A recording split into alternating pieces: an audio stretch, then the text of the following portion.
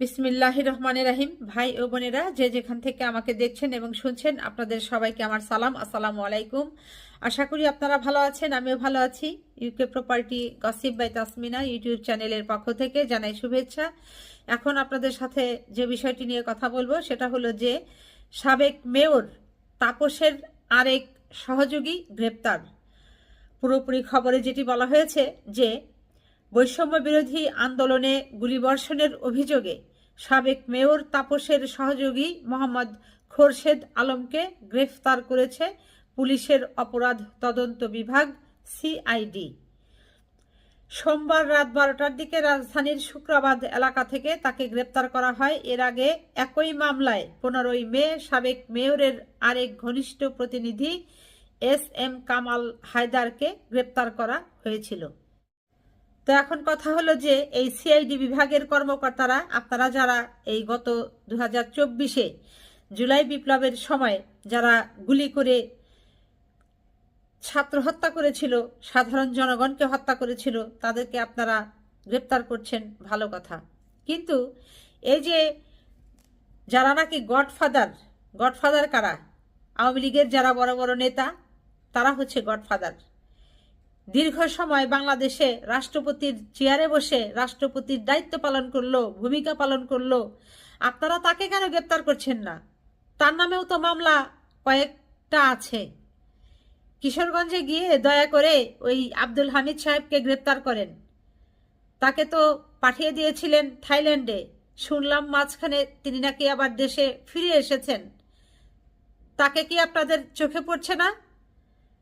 আর ওই কিশোরগঞ্জের জেলা প্রশাসক, তারপর হচ্ছে পুলিশ সুপার, আপনারা যারা আছেন দয়া করে তাকে কেন ধরছেন না? তাকে কেন গ্রেপ্তার করা হচ্ছে না?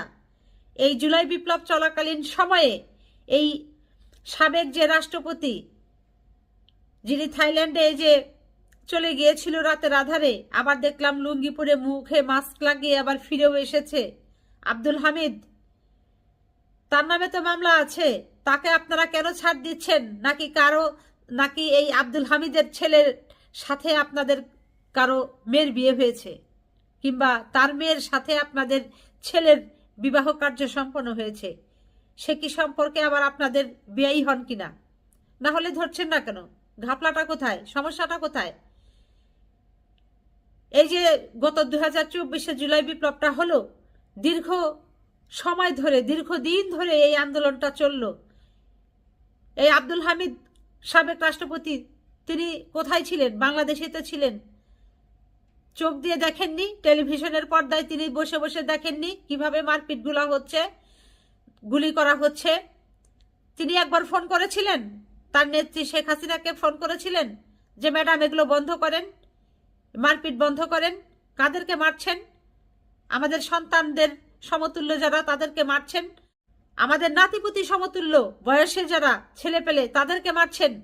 কেন মারছেন? বন্ধ করেন বলেছিলেন তো, বলেন তো নাই। তো ক্রিমিনাল তো আব্দুল হামিদ, তিনি তো ক্রিমিনাল, অপরাধী। এই বড় ধরনের অপরাধীকে কেন আপনারা ছাড় দিচ্ছেন? প্লিজ, কিশোরগঞ্জের যিনি জেলা প্রশাসক আছেন, পুলিশ সুপার আছেন, কিশোরগঞ্জের প্রত্যেকটা থানার যারা দায়িত্বপ্রাপ্ত ওসি আছেন, আপনাদের কাছে বিনীত অনুরোধ, সবিনয় অনুরোধ থাকবে, আপনারা দেশে পুনরায় আবার বিশৃঙ্খলা সৃষ্টি হওয়ার আগেই এই সাবেক রাষ্ট্রপতি আব্দুল হামিদ, উনাকে গ্রেপ্তার করেন। দয়া করে গ্রেপ্তার করেন আব্দুল হামিদকে। এই টালটু বাল্টু, একে গ্রেপ্তার ওকে গ্রেপ্তার, এগুলো করে মানে আইওয়াশ করার কোনো প্রয়োজন নাই। যারা সত্যিকার অপরাধী, সত্যিকার যারা গিলটি, যাদের মুখ দিয়ে এই জুলাই বিপ্লবের ছাত্রদের রক্ষা করবার মানসিকতায় মুখ দিয়ে একটা শব্দ বের হয়নি, এই সকল লোকদেরকে ধিক্কার জানাই। বাংলাদেশের মানুষ এই সকল লোকদেরকে ঘৃণা ভরে প্রত্যাখ্যান করেছে। প্লিজ, এই আব্দুল হামিদকে, বাংলাদেশের সাবেক রাষ্ট্রপতি, আওয়ামী লীগের এই বড় নেতাকে আপনারা গ্রেপ্তার করুন। সবাই ভালো থাকবেন, সুস্থ থাকবেন এবং আমার জন্য দোয়া করবেন। আমার এই চ্যানেলটিতে লাইক, কমেন্ট, শেয়ার এবং সাবস্ক্রাইব করবেন। আসসালামু আলাইকুম, আল্লাহ হাফেজ।